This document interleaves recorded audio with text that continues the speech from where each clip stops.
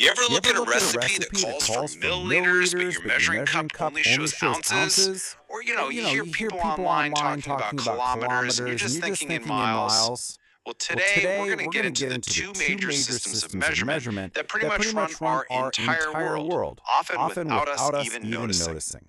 But let's But let's back up back for a up for a second. second. Why do we Why do even we need even a need a standard way standard to way to measure measure anything? anything?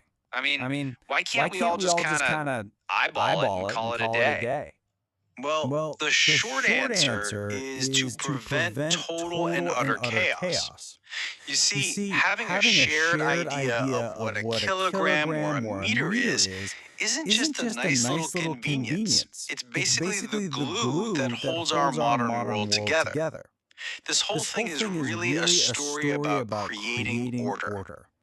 To To really really wrap your wrap head your head around around this, this, let's try to let's try to imagine a imagine a world world without without any any standard standard measurements. measurements. It It sounds kind of sounds kind of simple, simple, but the but the fallout would fallout be would be massive, massive, affecting affecting everything from everything what's from for what's for dinner to the dinner to the skylines of our skylines of our cities. cities.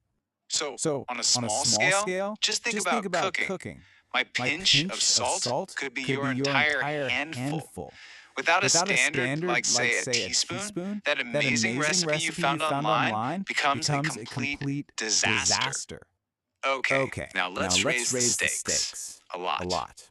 Imagine an Imagine an engineer engineer trying to trying build to a build a bridge. bridge. They'd have They'd no have way no to way to accurately accurately calculate how calculate much how much weight a weight a steel steel beam could beam could actually actually hold. hold. Buildings, Buildings, tunnels, tunnels, entire entire cities, cities, they they all all depend on depend on incredibly incredibly precise precise shared shared measurements measurements just to be just to be safe. safe.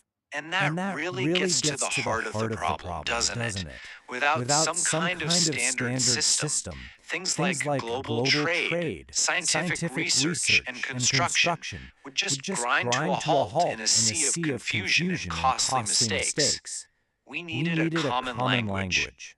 So, So, to to solve this solve this global global mess, mess, humanity humanity came up came up with, with, well, well, not not one, one, but but two two major major systems. systems. And And this is where the story kind of splits, creating two different paths that most of the world still follows today. So, on one side, you've got the metric system. Its fancy official name is the International System of Units, or SI, and it is used by pretty much every country on the planet. And on the other side, we have the Imperial System, which is really only used in a few countries, with the most famous one, of course, being the United States. Okay, so what does this all actually look like in our day-to-day lives? Let's break down how each of these systems tackles the job of measuring four basic things: length, weight, volume, and temperature. First up, length. Probably one of the most common things we measure. The metric system makes it pretty straightforward with centimeters, meters, and kilometers, all neatly based on units of 10. The Imperial system, on the other hand, uses inches, feet, and miles. Next, let's talk about weight. How heavy something is. If you step on a scale pretty much anywhere in the world, you're going to see your weight in kilograms. That's the metric standard. But here in the US, you're looking at a number in pounds, the imperial unit. What about volume? As in how much liquid you can pour into something. The metric system keeps it simple. Milliliters and liters. The imperial system has a whole family of units. Cups, pints, gallons. You get the idea. And finally, temperature. This is where you can really feel the difference every single day.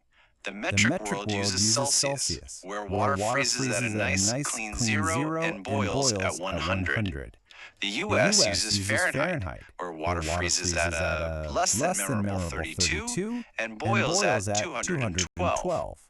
So, it seems like we have these two competing systems for just about everything we measure. But, and this is a big but, there is one huge exception. One area where all these differences and arguments just disappear.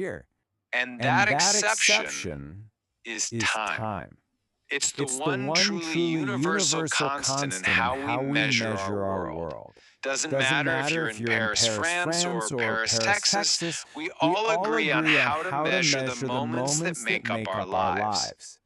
And think about it. The system just makes sense to us, right?